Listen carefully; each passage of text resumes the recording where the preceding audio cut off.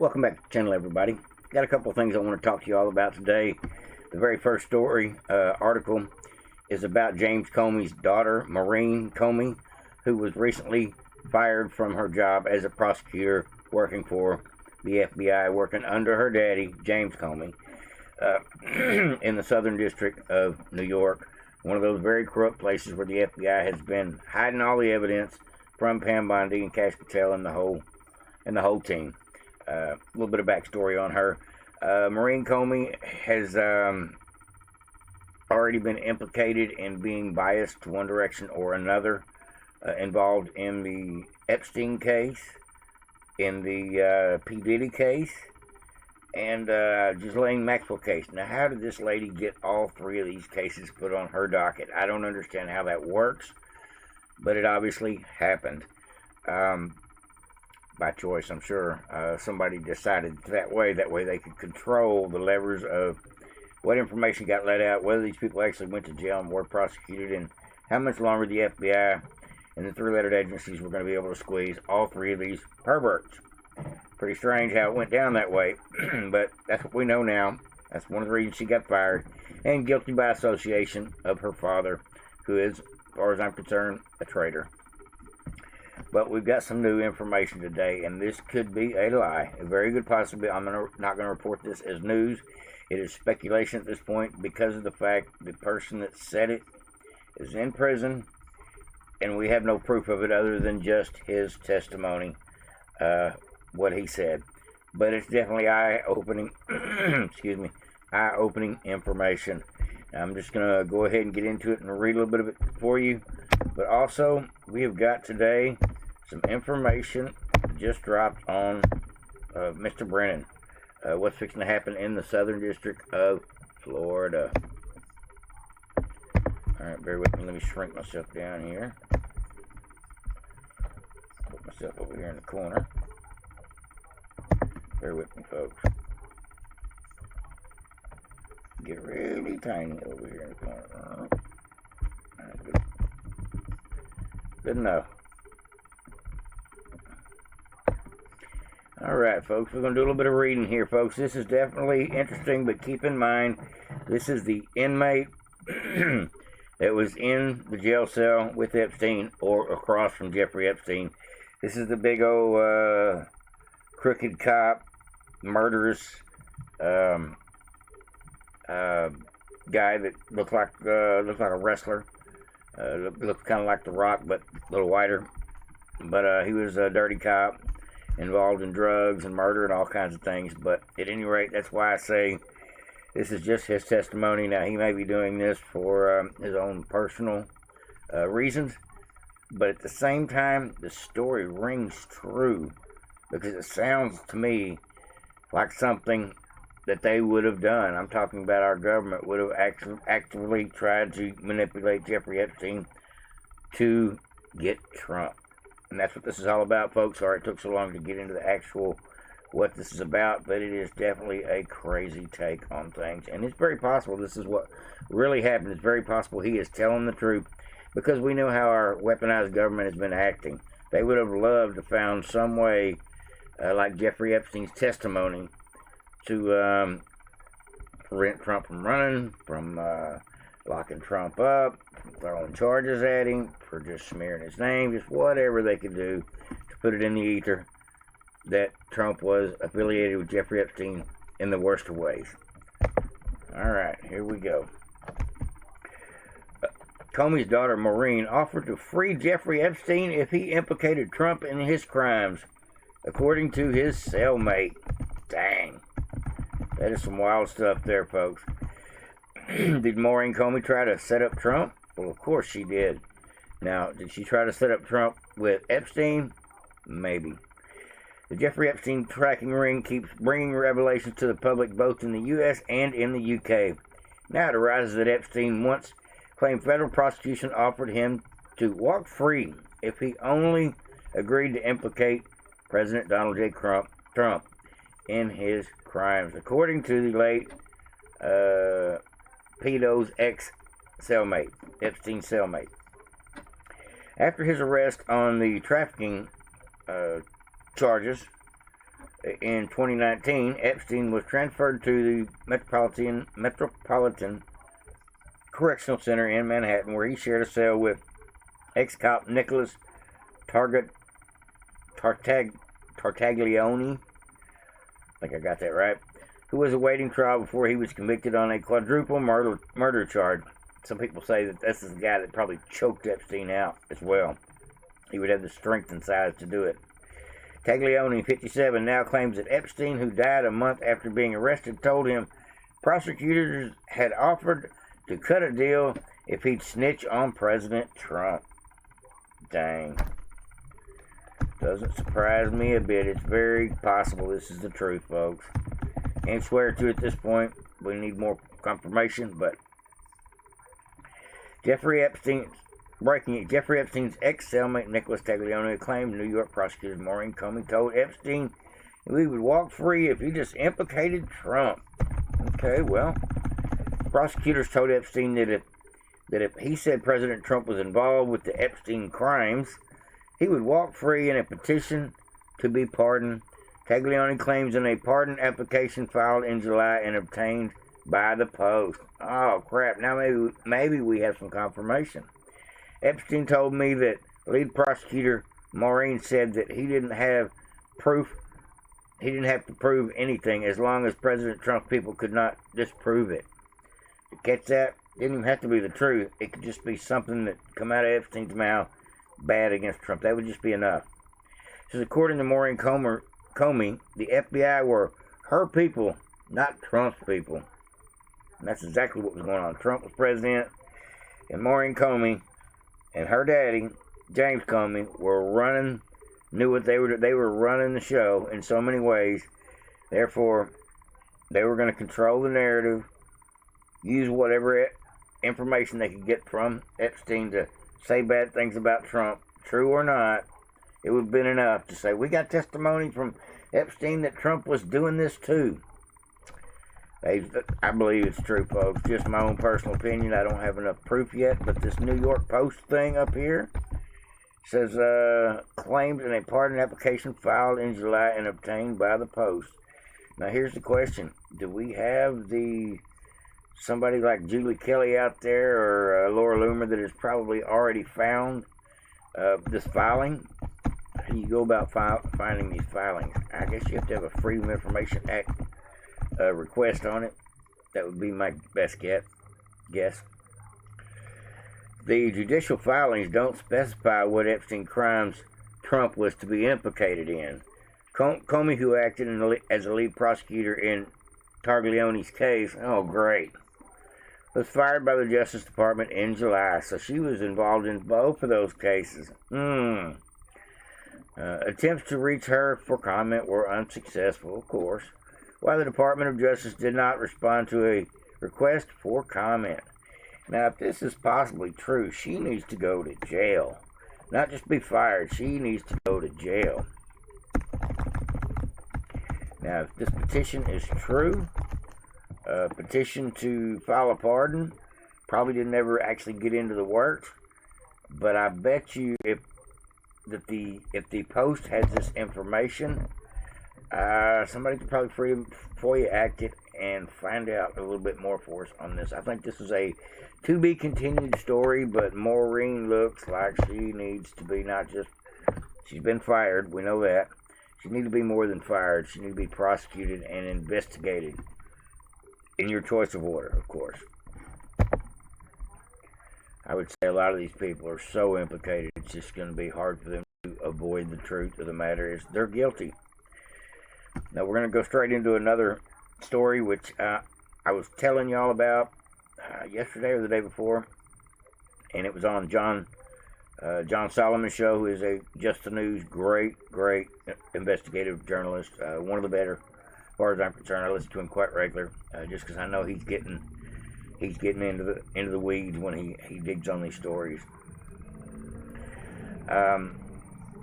Just in, federal prosecutors in South Florida preparing a grand jury subpoena in investigation into John Brennan related to the Russiagate scandal.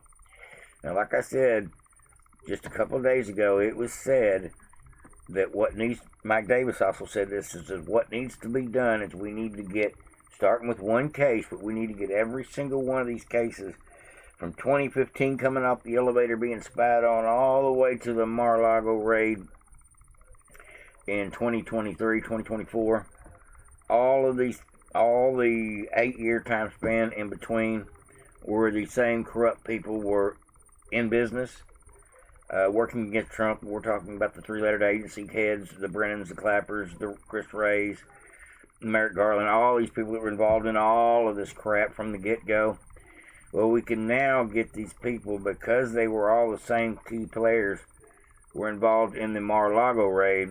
We can now get all these cases charged to a federal jurisdiction of South Florida. Federal prosecutors in South Florida are preparing a grand jury subpoena for John Brennan, so he is the very first one. I believe they're going to hand out a bunch of subpoenas. This is just the beginning. This was the first shot fired, saying we're going to do our real investigative homework, put them on trial right here in Florida, where we prefer, not Washington, D.C., and not New York, where we get a tainted jury pool.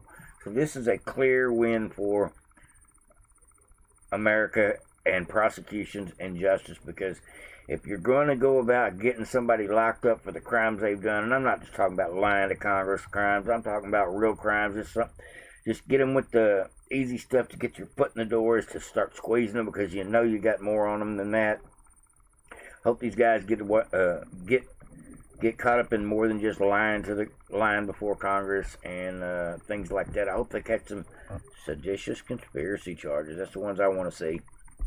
But at any rate, the federal prosecutors in South Florida are preparing a grand jury subpoenas as part of an investigation into former CIA Director John Brennan. In July, it was reported that former Director James Comey and John Brennan were under the FBI investigation over the involvement in Russiagate. CIA Director John Ratcliffe, one of the good guys, referred Brennan and Comey for prosecution over the summer. That's what I'm talking about. U.S. Attorney in the Southern District of Florida, Jason Redding Quinones, is in charge of the investigation. Grand jury evidence is being presented in Southern Florida is a huge development. That's what I'm talking about. John Solomon said it was going to happen. Mike Davis said this is where it needs to happen. I believe it's going to happen there, and now we have confirmation. Justice Department officials in Miami and Washington, D.C. are actively preparing to issue several grand jury subpoenas relating to this investigation into the former CIA Director John Brennan, Fox News has learned. Meaning there's other people that are going to be subpoenaed because their names are directly tied to what was going on with John Brennan and so many of these bad actors. It says U.S. Attorney for the Southern District of Florida, Jason Redding Quinones, supervising the probe, Fox News is told. Fox News reached out to the Justice Department, but sources there declined to comment. It's an investigation. They really can't say too much. It says Fox originally reported that Brennan and former FBI Director James Comey were under investigation in early July.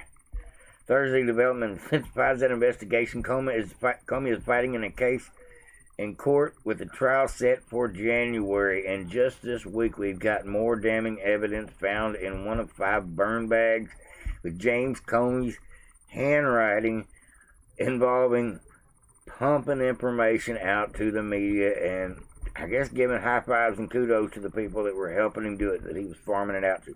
So busted. Brennan has not been indicted, though. Comey has. Comey will be in court in January. Brennan is fixing to be indicted here in probably the next couple of weeks. That would be my guess, if not sooner. It says, it is unclear if a grand jury would indict him, but evidence will be presented in Southern Florida. Yeah, they're going to indict him, too. I believe that's the way it's going to work, folks. Brennan was also separately referred to for prosecution by the Judiciary Chairman Jim Jordan, so they've got that as well. All the lying to Congress many times over, the lying about the laptop. I don't know how many years you get for each count of lying to Congress, but we know he's got a few. Yep, Chairman Jordan and James Comer Oversight Committee have referred Brennan to the DOJ for possible prosecution. That's what they're looking for. Cockblocked, lied, did everything he could to obstruction of Congress, obstruction of a federal proceeding. I wonder how many charges they could actually throw at these guys versus how many they're actually going to throw at these guys. Really hard to say at this point, but we're like sharks in the water at this point. We smell the blood in the water, and we are ready to see handcuffs. We are ready to see jumpsuits. We are ready to see the Gray Bar Motel door slam shut on somebody. And that be just the first. That's what we all want. It's what we all need. It's what our country needs, folks. More than anybody realizes, it's what our country needs. But all in all, we're going to get it done. I believe this year will be the year of indictments. And next year will be the year of prosecution. It's subpoenas, investigations, and indictments at this point.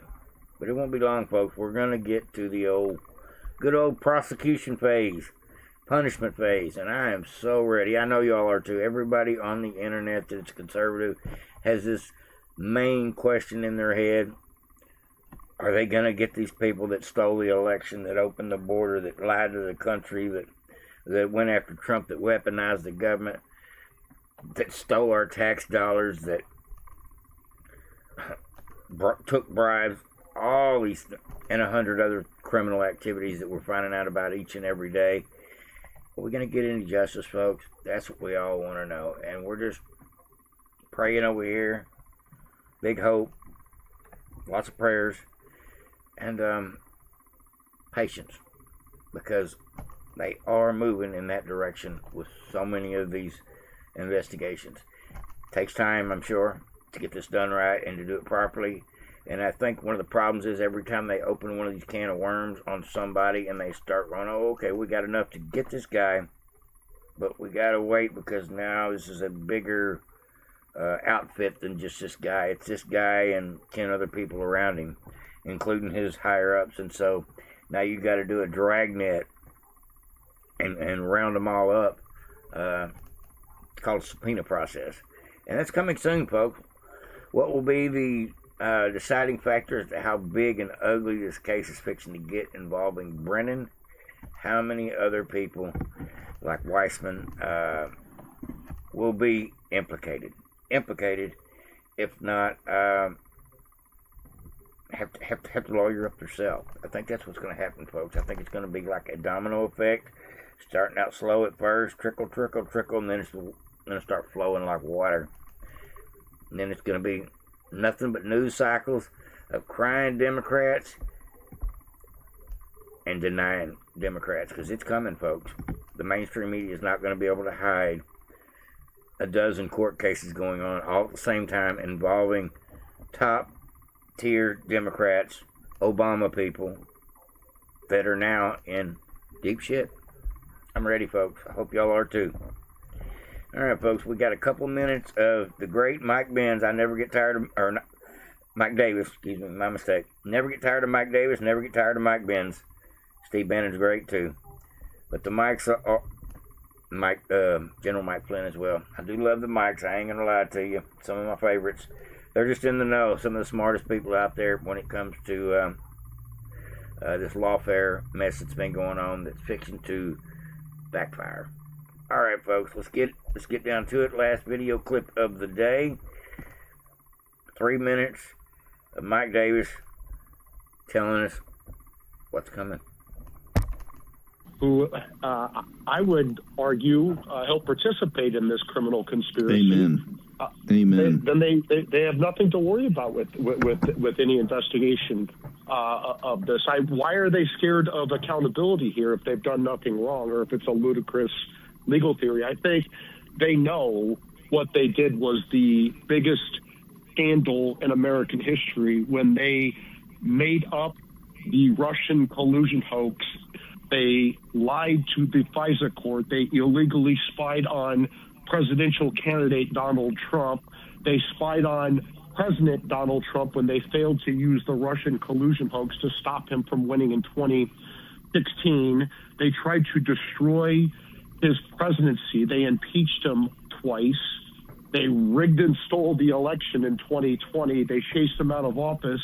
And then when he was about to reveal Crossfire Hurricane as part of a civil lawsuit in the Southern District of Florida, a civil lawsuit from which Magistrate Judge Bruce Reinhardt had recused because of his 2017 Facebook post trashing Trump, then Jay Bratz and the Biden Justice Department went to that same magistrate judge 6 weeks later and did the Mar-a-Lago rig to get back these Crossfire Hurricane records, and it led to the lawfare. They know what they did was the biggest scandal in American history. They know that they're going to be held accountable for that, and I think they're starting to panic. And I think Andrew Weissman should lawyer up, because he may not be the smartest guy to be out there talking about this case when he could be the target of the grand jury. He was comms director for this whole thing. His hands in all of this. Okay, as our executives and producers at MSNBC, lawyer up. Why is the Brennan thing today, the subpoena? Why is this such a big deal, sir? Well, let me just say this before we go to Brennan. Let's just talk about Nicole Wallace. I actually worked with her in the Bush 43 White House, and she might be the dumbest human being I've ever interacted with in politics. I mean, she's like, stop picking on my Nicole. I love Nicole Wallace at 4 o'clock. We watch it every day. Why are you picking on her? I hope that Nicole Wallace becomes the spokesperson for the resistance for the next 4 years, because she has an IQ of about 75, and she's the perfect person. They can get Andrew Weissman up there with Nicole Wallace and make them the face defending this lawfare. Well, Weissman's different. Weissman's different. He's a bad guy. She's just an innocent victim. She didn't know what she was doing when she was selling the Iraq War, right? As weapons of mass destruction. They're now very focused on you, Mike. So watch out. They're rolling hard. They've actually been putting death threats out against Mike Davis, Stephen Miller, J.D. Vance. They're not talking about this much in the media, but a lot of these folks that are in the executive branch of Trump's administration, or just in the inner circle one way or another, actually being part of the levers that make it work, like Article 3 projects, Mike Davis here. A lot of these folks, because they're on the internet, because they're fighting back, because they're speaking up, they're talking about what is actually being done, how we're handling business. There's a lot of Democrats that have put a target on these people's back. And so a lot of the Trump's executive administration here in just the last 3 or 4 weeks have slowly but surely decided it's safer to live on a military base than stay in your home that you're probably paying for or own, just due to the fact that we've got people putting death threats out every single day. 90% of them are probably just a threat, but you can never be too careful after what happened to Trump, what happened to Charlie. This is like DEFCON 5 when it comes to the threats. You got to take them all seriously at this point.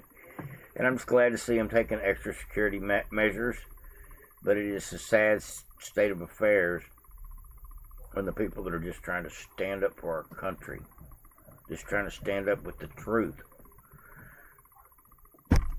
to expose the rot, the evil, the corruption, the enemy within, they're being actively hunted because the enemy is here to kill, steal, and destroy, and it's obvious. The Democrats are in panic, like he says, in panic. And when you back a wounded dog in a corner, it's panicking because it's scared of you. Feels like it's do or die. They're going to bite you. And that's what's happening, folks. The Democrats have had their fangs out for a long time.